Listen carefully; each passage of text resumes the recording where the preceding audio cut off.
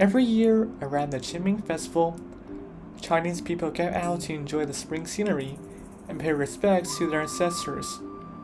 During this time, a magical oriental leaf finds its way into the glass cups of countless households.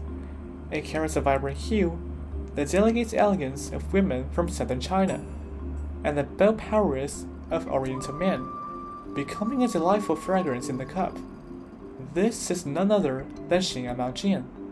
Hailing from the 32nd parallel north, this region lies on the dividing line between northern and southern China, offering a panoramic view of great mountains and rivers. However, the scenery we are about to show you as we take you deep into the tea mountains today may be different from what you imagine. Tea pickers set off from various towns and villages in southern Henan to head for the tea mountains. Due to the severe drought this year, they can barely pick a few caddies of tea a day. Among the famous high-quality green teas across China, Xinyang Maojian has extremely strict requirements for its appearance, which results in relatively low yields. While we struggle to stand steady on the sloping mountain terrain, tea pickers move as if walking on flat ground. The tiny green particles in the small bamboo baskets around their waists may only be enough to earn them a satisfied smile by evening. They line up to pour the fresh tea leaves at the employer's house. Even though everyone picks according to the required standards for a whole day, the harvest from manual labor varies from person to person, and each negotiates the price of their tea leaves independently. Local villagers who already have their own business, like making tofu, can still go tea picking during the day, sell the fresh tea leaves after going down the mountain, and make tofu at night. They fully keep their lives busy and fulfilling. However, tea processing requires tea masters to stay up all night for an entire month. After the tea leaves are transported down the mountain and spread out to lose moisture, you will see the fresh green tea leaves dancing lively on clattering machines. Working in coordination with human labor, the machines conduct the initial sorting of tea grades. The leaves left on the sieve are larger, while the thinner buds that fall through the sieve fetch a higher price. Small workshops have the whole family pitching in, while large factories adhere to national standards for quality control. At this moment, every street and every room is filled with the fragrance of fresh tea leaves, like the scent of green apples wafting over the mountainous area. Next, the tea leaves are sent to the drum fixation machine. To preserve the freshness of the tea leaves and prevent oxidation, high-temperature fixation technology is used to remove the greenish odor from the tea leaves, allowing the tea to release its unique fragrance instead. At this stage, the rolling machine comes into play. This technology, which mimics manual tea rolling, greatly improves the efficiency of tea processing.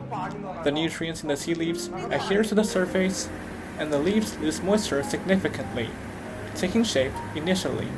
After that, the shaping machine spins rapidly, sweeping over each leaf like a broom to shape the leaves once again.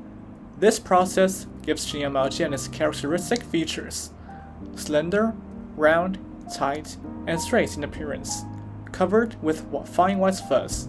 Traditional wooden machines are still widely used by local farmers in the step called winnowing. It separates tea leaves that do not meet the color and shape standards. Farmers will make use of these substandard leaves on the spot, either using them as a fertilizer for the land or storing them to make tea eggs, a favorite among Chinese people. Finally, the tea leaves undergo roasting to enhance their aroma, followed by drying and packaging. The intense work of tea processing continues until the early hours of the morning, blending modern techniques with traditional methods and combining rough labor with delicate craftsmanship. This cycle of hard work is what ultimately brings the sweet aftertaste, following a hint of bitterness. Yet, there are also groups of tourists who have traveled from afar, fascinated by what they see and reluctant to leave. They typically place orders with the boss for several caddies of the first spring tea with production they have witnessed themselves. Of course, it is common for them to chat like old friends, bargain over the price, and urge the workers to speed up production. In another room of the factory, there are young women who have stayed up late. They personally brew a cup of freshly processed tea for you, letting you taste and choose freely. They also sample the tea themselves, judging its quality to give suggestions to the male managers in the factory on whether adjustments to the processing time and temperature are needed. Early the next morning, the wind blows and bursting in harmony. Tea pickers set off again for the mountains. Peonies and wisteria flowers bloom scattered across the hills, filling the deep forests and villages with vitality. Hospitable tea farmers cook a hearty home-style meal for you. Another group of pickers is halfway up the mountain.